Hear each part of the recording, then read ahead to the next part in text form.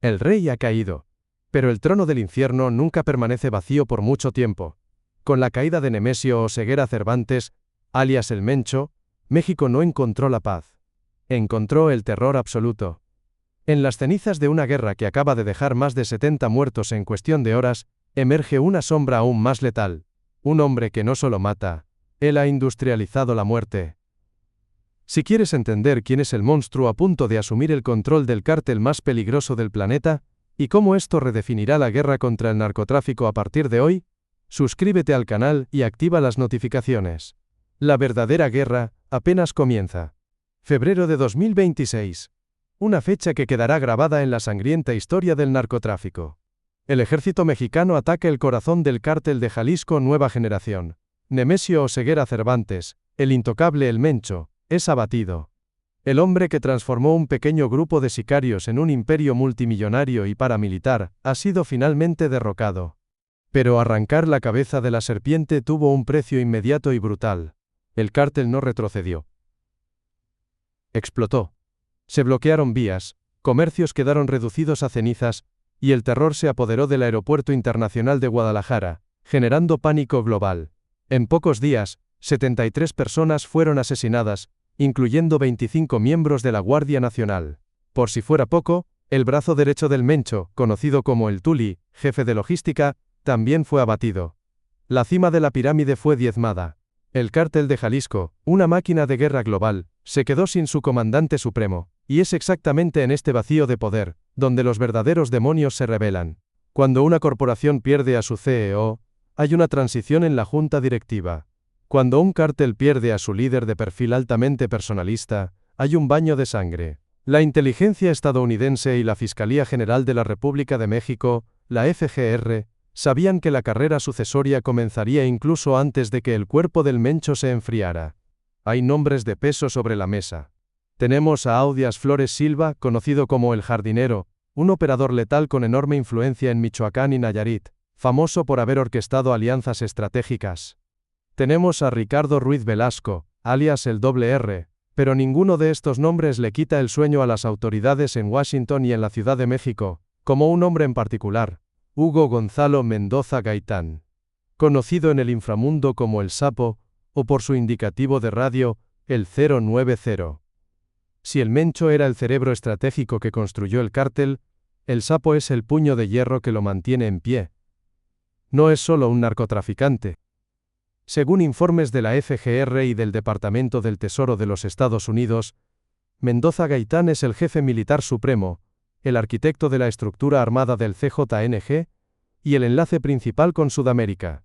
Es el gran favorito para asumir la corona, y si lo hace, el nivel de violencia que México conoce hoy parecerá un juego de niños, pero para entender por qué el Sapo es tan temido, necesitamos mirar detrás de escena de su ascenso. Mendoza Gaitán construyó su reputación operando en las sombras como jefe regional en zonas de conflicto extremo, como Puerto Vallarta. Pero su verdadero legado y la razón por la cual la inteligencia internacional lo monitorea de cerca, es su mente militar. El Sapo no solo recluta pandilleros callejeros, él militarizó el narcotráfico.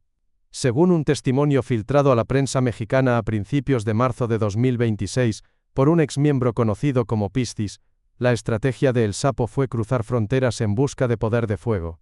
Comenzó a reclutar activamente a exguerrilleros y paramilitares con experiencia en combate en Colombia. Hombres endurecidos por décadas de guerra civil, ahora al servicio del cártel más rico de México.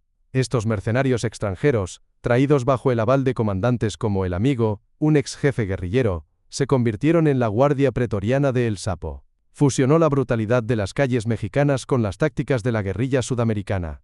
Pero es en Teuchitlán, Jalisco, donde se revela la verdadera naturaleza sádica y calculadora del 090. En informes recientes, el Departamento del Tesoro de Estados Unidos expuso el corazón de las tinieblas de la operación de Mendoza Gaitán. Escondidos en áreas rurales de Teuchitlán, el Sapo administra lo que solo puede describirse como campos de concentración para sicarios. No es solo un centro de entrenamiento. Es una trituradora de carne humana. Las tácticas de reclutamiento lideradas por él son de una brutalidad indescriptible. A los nuevos reclutas no solo se les enseña a disparar, son quebrantados psicológicamente. Según las investigaciones, Los subordinados de El Sapo reciben órdenes directas de obligar a los reclutas a ejecutarse unos a otros. Aquellos que dudan, cuestionan órdenes, o muestran cualquier señal de debilidad, no son expulsados. Son eliminados en el acto. Recientemente, salió a la luz la verdadera magnitud de esta barbarie. Las autoridades encontraron cientos de cuerpos en fosas clandestinas cerca de estos centros de entrenamiento. No eran víctimas de cárteles rivales.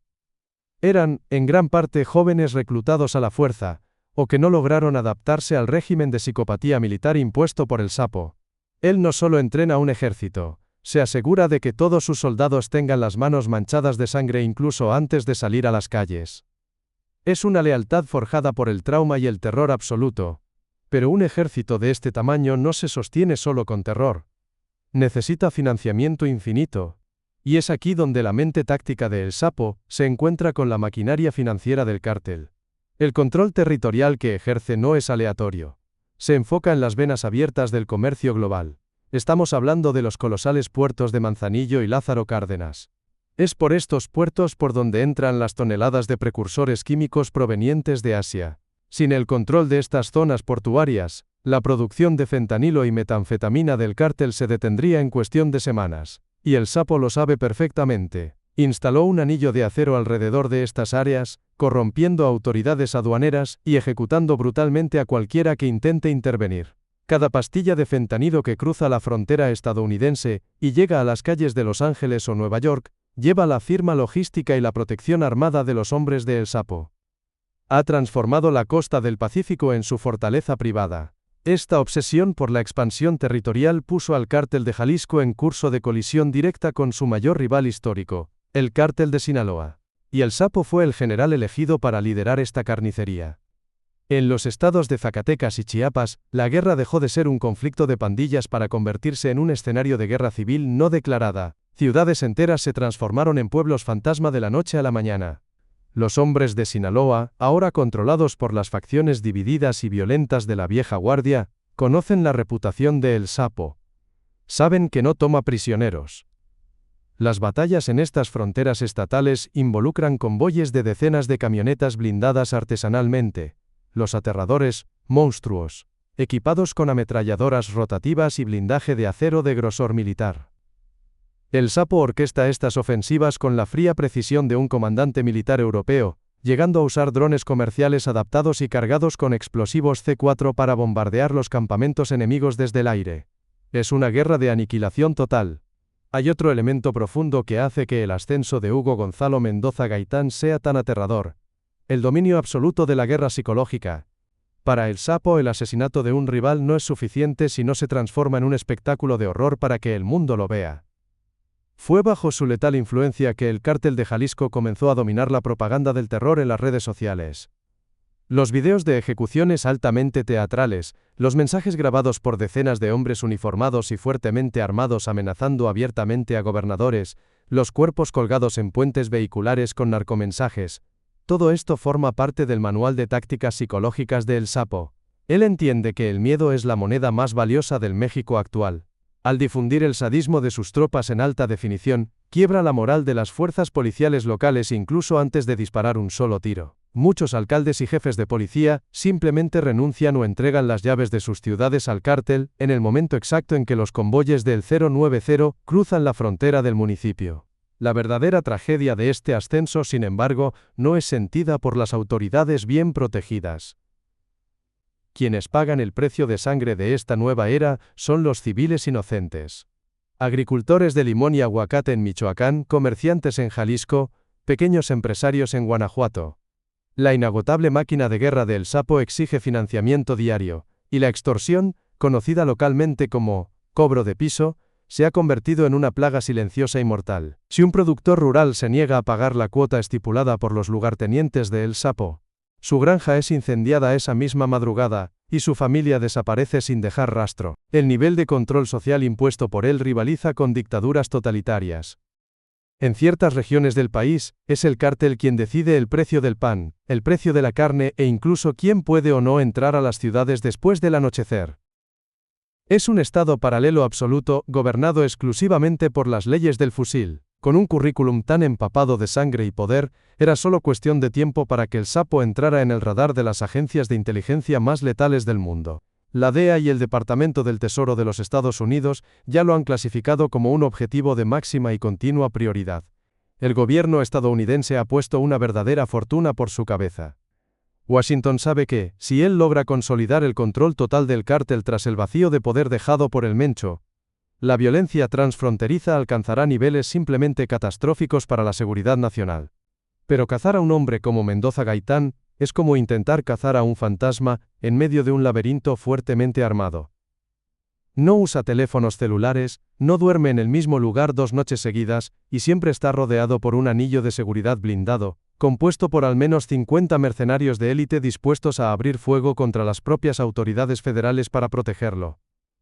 Infiltrarse en su círculo íntimo se considera una misión de suicidio inmediato incluso para los agentes encubiertos más experimentados de México. Hoy, la estructura jerárquica del Cártel de Jalisco Nueva Generación está destrozada en la cúpula, pero la base violenta continúa operando de manera inquebrantable.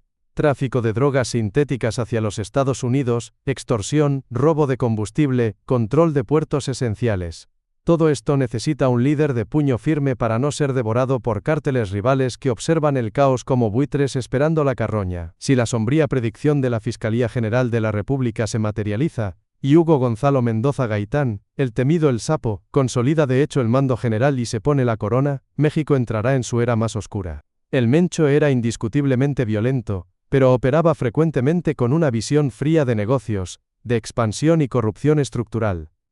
El Sapo, por otro lado, es un hombre forjado en el polvo de las trincheras. Es un señor de la guerra primitivo con tecnología del siglo XXI. La elevación definitiva de un perfil estrictamente militarizado a la cima de un cártel global significa que la época de la diplomacia criminal se ha acabado para siempre.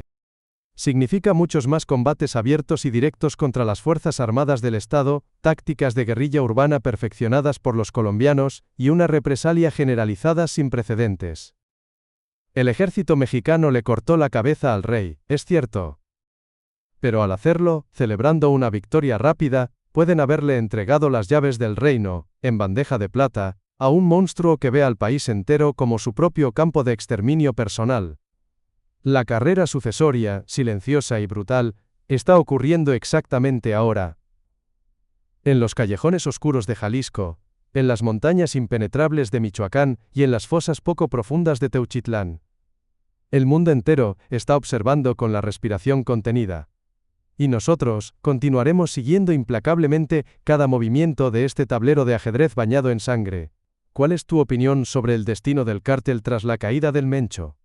¿Crees que el ejército mexicano tiene la fuerza militar, la estrategia y la voluntad política para frenar el letal ascenso de El Sapo?